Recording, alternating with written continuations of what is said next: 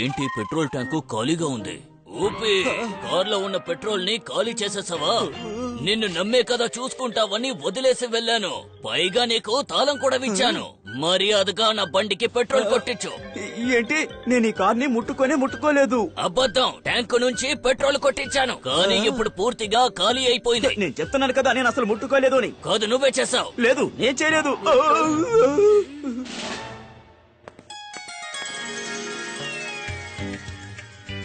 ఎందుకని ఇంతలా గొడవ పడుతున్నారు?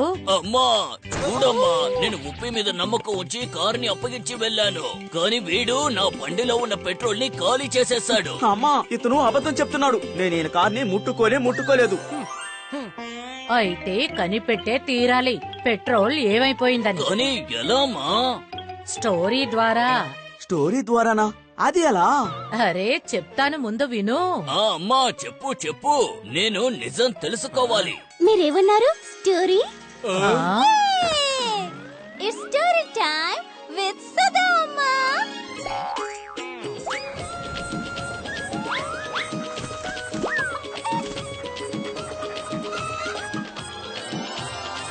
Where did it go?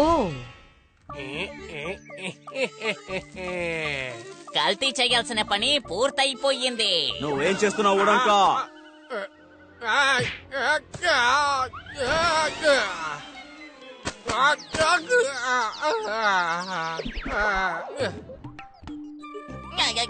ఎవరదే? ఏదో దొంగతనం చేస్తున్నట్టు నువ్వేంటి అంతలా భయపడిపోతున్నావు? భాస్కర్ నువ్వా? నేను అది దొంగతనంగా అవకాశమే లేదో కొంచెం పొదుపు చేసి. తెలుసు, అందుకనే కదా నేను నీ దగ్గరికి వచ్చాను. నాకొక సహాయం కావాలి. కొంపు తీసి డబ్బు కోసం ఇతను వచ్చాడా? ఆరరే, నా దగ్గర చిల్లి గవ్వ కూడా లేదయ్యా. చెయ్యాలనుకున్నా నేను చెయ్యలేను. అరే నువ్వేం భయపడకు, డబ్బు అడగడానికి రాలేదు, ఇవ్వడానికి వచ్చాను. ఏంటి? తొందరగా కానీ కొంచెం పొదుపు చేసి.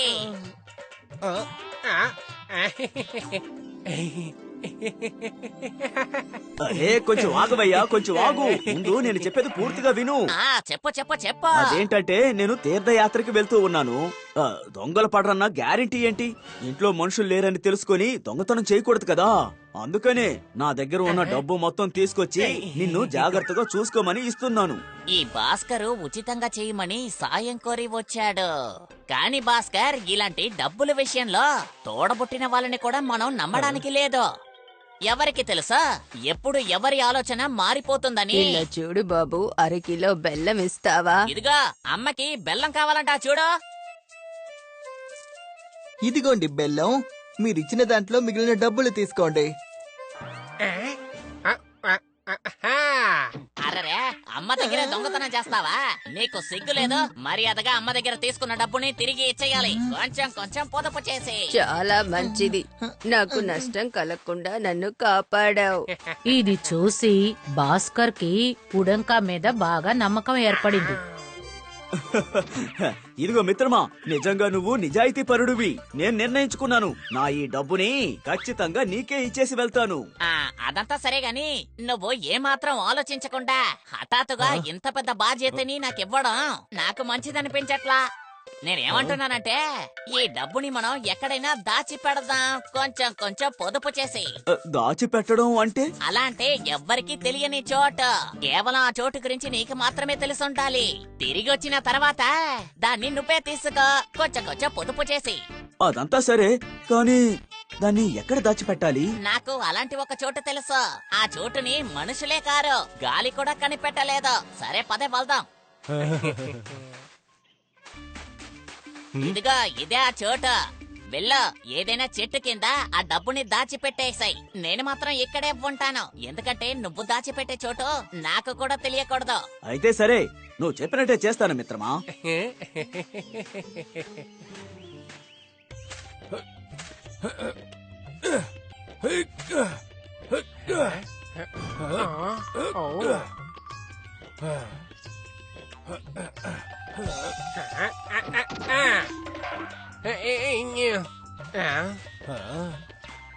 పని పూర్తయింది మిత్రమా. చెట్టుని బాగా గుర్తు పెట్టుకో, ఎందుకంటే ఆ చోటు గురించి నీకు మాత్రమే తెలుసు. బాగానే గుర్తుంటుంది.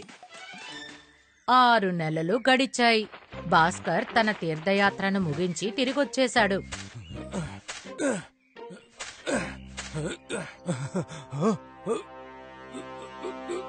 నా డబ్బు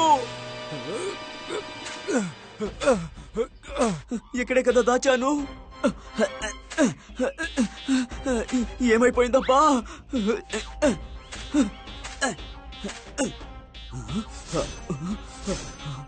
ఖచ్చితంగా ఉడంకానే తీసుంటాడు. డబ్బుని ఇక్కడ దాచిపెట్టిన సంగతి ఉడంకాకి మాత్రమే తెలుసు. ఉడంకా, అక్కడ దాచిన డబ్బు కనపడడం లేదు.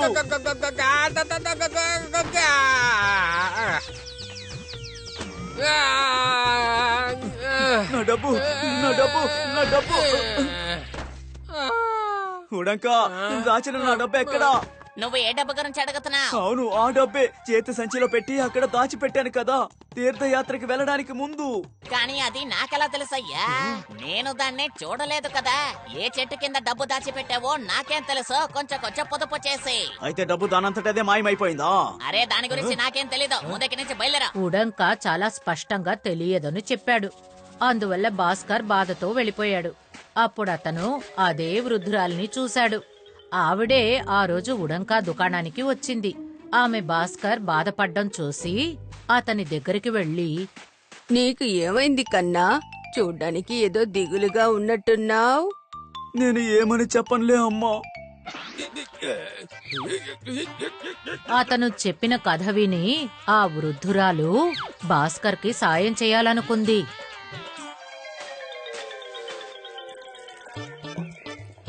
ఇలా చూడు, నేను చెప్పిన మాట విను.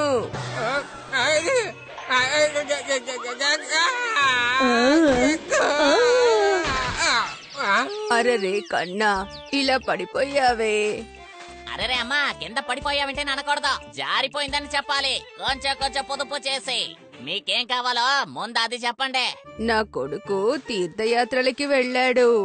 చాలా నెలలైంది, కాని వాడింకా తిరిగి రాలేదు. వాడిని తలుచుకుంటే బాధగా ఉంది. నువ్వు చాలా మంచివాడివి, అందుకే నిన్ను కలవాలని వచ్చాను. ముందు విషయం ఏంటో చెప్పండి. నేను నా కొడుకుని కనిపెట్టడానికి వెళుతున్నాను.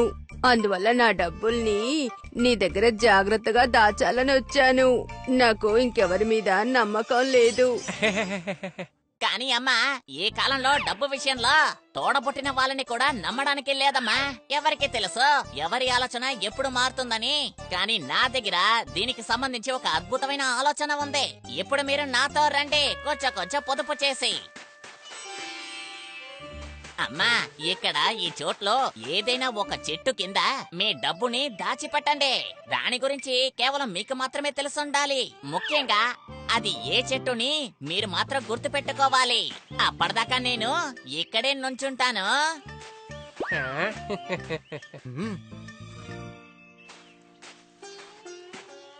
అమ్మ వెళ్ళిపోయిన తర్వాత అందులో ఉన్న డబ్బులు నాకు సొంతం అవుతాయి. కొంచెం పొదుపు చేసి. రే ఉడన్కా, నీకున్నది మామూలు మెదడు కాదు.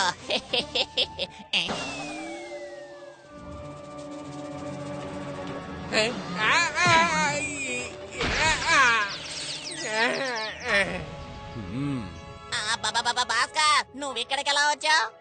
ఉడంకా, నువ్వు ఇలాంటి వాడివని నేను అస్సలు అనుకోలేదు. నాకు తెలిసిపోయింది, నువ్వే నా డబ్బుని దొంగిలించావు. మర్యాదగా నా డబ్బుని నాకు తిరిగిచ్చేయి, లేదంటే నీ గురించి మహారాజు గారికి చెప్తాను. భాస్కర్ మహారాజు గారి దగ్గరికి వెళ్తానని చెప్పడంతో ఉడంక భయపడిపోయాడు. తర్వాత అతను ఓ కొత్త నాటకం ఆడాడు. కాదు కాదు కాదు కాదు, ముందుగా నేను చెప్పేది ఒక్కసారి విను భాస్కర్. నువ్వు చెట్టు కింద దాచిపెట్టిన డబ్బు కనిపించట్లేదని నాతో చెప్పావు కదా. వెంటనే నేను ఇక్కడికి వచ్చేసాను. నేను ఇక్కడ మొత్తం గాలించాను. అప్పుడు నీ డబ్బుల సంచి తుప్పల్లో నుంచి నేను బయటికి తీసుకొచ్చాను. ఖచ్చితంగా ఇది ఎలక చేసిన పని అయి ఉంటుంది. అలాగా? ఇదిగో నీ డబ్బులు. అరే కన్నా, నువ్వా? తీర్థయాత్రలకు వెళ్ళావు కదా, ఎప్పుడొచ్చావు? కానీ నా కొడుకు ఇంకా తిరిగి రానే లేదే. ఇన్ని రోజులైంది. అమ్మా, మీ కుమారుడు ఈ పాటికి వస్తూ ఉంటారు, మీరు కంగారు పడకండి. నేను తన్ని చూశాను. అలాగా, నువ్వు నా ప్రయాణం ఖర్చుల్ని తగ్గించావు. అందువల్ల ఈ డబ్బుని నా కొడుక్కి స్వాగతం చెప్పడానికి ఉపయోగిస్తాను. డబ్బు పోయిందే, కొంచెం కొంచెం పొదుపు చేసి. ఎలా ఉంది ఉప్పి స్టోరీ? మీ స్టోరీ ఏ రోజు బాగాలేకుండా ఉందమ్మా. ఇంకా బోలారాం స్వీట్ ఎలా ఉంది? అది కూడా మీ స్టోరీ లాగే చాలా అద్భుతంగా ఉందమ్మా.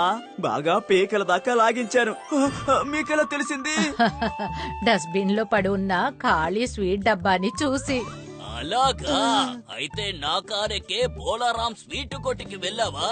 కొట్టుకి వెళుతున్నానన్న పేరుతో నా పెట్రోల్ ని ఖాళీ చేశావు.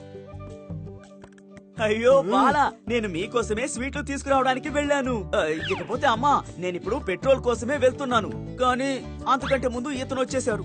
నేను పెట్రోల్ పోసిచ్చేస్తానులే, కానీ అంతకంటే ముందు స్వీట్ తిను, కోపాన్ని అదుపు చేసుకో. సరేనా మిత్రమా? ఆ,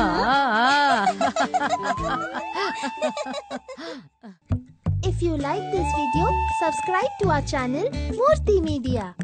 మట్టి మట్టలు నెట్టప్పుమని పడిను చెక్కాదే తిరిగి తిరిగిను మొత్తంగా నిజంగా కథ వినిపించెను బచ్చా నేను పుల్పు తీపి తినిపించెను చిన్నారి పిల్లను అమ్మమ్మ నాన్నమ్మను చిన్నారి పిల్లను అమ్మమ్మ నాన్నమ్మను